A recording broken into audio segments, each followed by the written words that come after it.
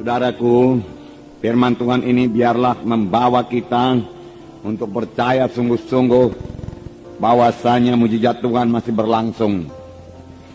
Bahwasanya penginjilan yang berhasil adalah penginjilan yang disertai dengan kuasa Tuhan, yang disertai dengan tanda-tanda, yang disertai dengan kesembuhan orang sakit, yang disertai dengan kebebasan yang terikat. Itulah dia macam penginjilan yang dilakukan oleh Tuhan Yesus. Dan Tuhan sendiri berkata, pekerjaan-pekerjaan yang aku kerjakan akan kamu kerjakan. Bahkan pekerjaan-pekerjaan lebih besar daripada ini karena aku pergi kepada Bapa. Ini bagi setiap orang percaya. Biarlah firman Tuhan ini membuat saudara percaya bahwasanya mujizat masih berlangsung. Dan Tuhan mau memakai saudara dalam hal ini. Dan juga terlebih-lebih membuat saudara lapar dan haus akan pelayanan yang berkuasa. Lapar dan haus akan tanda ajaib, tanda mujizat. Lapar dan haus akan karunia Roh Kudus yang memang sudah diberikan Tuhan pada gerejanya, terlebih gerejanya pada akhir zaman ini. Firman Tuhan berkata, mintalah maka akan diberikan kepadamu, carilah maka kamu akan mendapat, ketuklah pintu maka pintu akan dibukakan bagimu. Siapakah yang mau mencarinya dengan sungguh-sungguh? Nah, oleh sebab itu mari kita rindukan, saudaraku, kuasa dan tanda mujizat Tuhan ini. Jangan puas saudaraku dengan pelayanan yang biasa-biasa saja.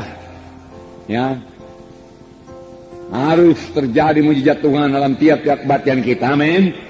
Karena Tuhan kita ajaib adanya. Kalau saudara membaca kitab Kisah Para Rasul, karena itu kisah perbuatan dari Roh Kudus. Amin. Ya, mujizat Tuhan banyak kali terjadi dalam Kisah Para Rasul. Dan biarlah pada zaman ini lebih banyak lagi mujizat Tuhan. Amin. Kita akan membaca Kisah Rasul pasal 8 ayat 1 sampai 13. Haleluya. Jadi Simon yang tukang sihir ini juga takjub melihat tanda-tanda dan mujizat-mujizat besar.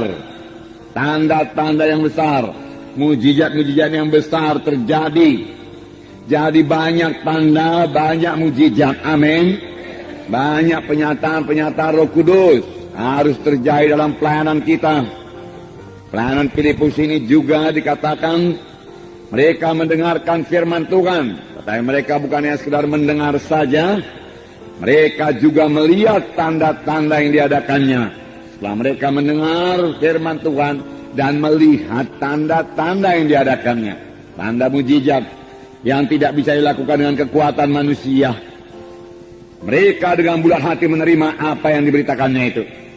Sebab dikatakan dari banyak orang keluarlah, orang-orang yang kerasukan keluarlah roh-roh jahat itu dengan suara keras. Berteriak dia.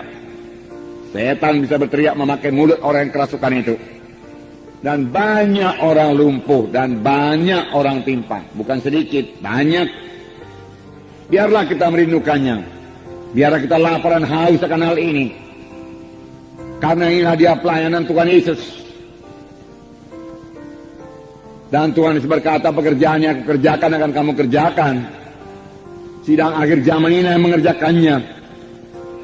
Sebab tanda orang percaya, mereka itu akan meletakkan tangan atas orang sakit, lalu orang itu akan sembuh. Dan mereka itu akan mengusirkan setan dalam nama Yesus. Dan setan bisa tunduk dalam nama Yesus. Nah, saudara, setan bekerja sepanjang zaman. Dalam pelajaran-pelajaran kita yang lalu kita telah melihat bahwasanya setan berusaha menghancurkan gereja pertama. Setan tidak peduli walaupun gereja itu masih sangat muda. Lebih cepat dihancurkan lebih baik. Itulah dia setan.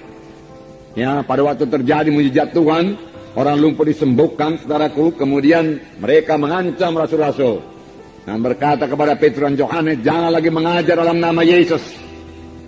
Kami tangkap engkau. Kami punya kuasa menangkap engkau. Kalau engkau mengajar lagi dalam nama Yesus, diancam. Tetapi ancaman ini bukannya menakutkan rasul-rasul, tetapi bawa mereka berdoa dengan sungguh-sungguh dan berserah hati berdoa, sehingga saudaraku, gereja pertama bertumbuh dengan cepat dan kuasa dan mujizat Tuhan bertambah-tambah lagi dinyatakan. Amin, saudara. Firman Tuhan mengatakan demikian. Bertambah-tambah lagi dinyatakan. Mujizat-mujizat terjadi dan banyak orang diselamatkan. Dalam Kisah 5 ayat 12 saya bacakan kepada saudara. Kisah 5 ayat 12. Dan oleh rasul-rasul diadakan banyak tanda dan mujizat di antara orang banyak. Semua orang percaya selalu berkumpul serami Salomo dalam persekutuan yang erat.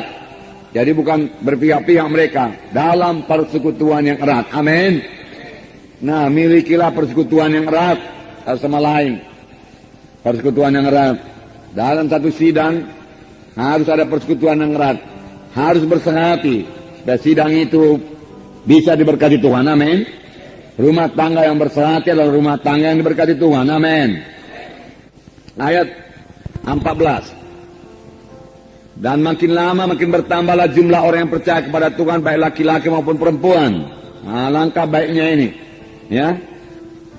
Bahkan mereka membawa orang-orang sakit keluar ke jalan raya dan membaringkannya di atas balai-balai dan tilang, supaya apabila Petrus lewat, setidak-tidaknya bayangannya mengenai salah seorang dari mereka.